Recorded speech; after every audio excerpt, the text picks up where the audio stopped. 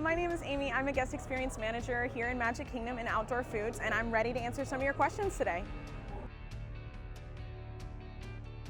So I started at Pinocchio's Village House as a front of house cast member, and I absolutely loved it. I was convinced I had the best job in the world, and sometimes I still want to go back and pick up a shift.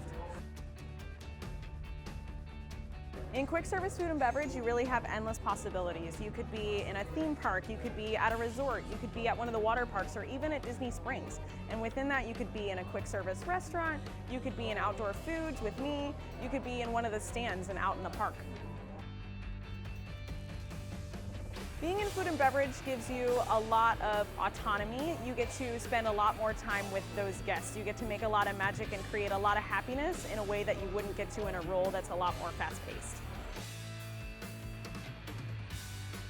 The greatest challenge of this role is that you get to be a problem solver, but when you get to solve problems, you also get to be a hero.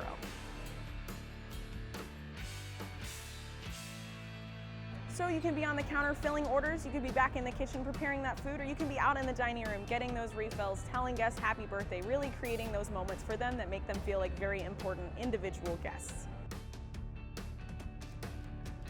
In food and beverage, you get so much guest interaction. That's my favorite part of being in food and beverage, is you get to build those connections with those guests. There's lots of guests who are annual pass holders that would come and look for me to see me each trip and tell me what I missed from the last time that I saw them. You can create lots of magic in food and beverage in ways that you might not get to in another line of business. I, the other day, met a guest who was in her 80s and had never been to Disney World before. She had a first visit button on, and I was able to give her her very first Mickey bar on Mickey Mouse because I knew that he would want her to have it.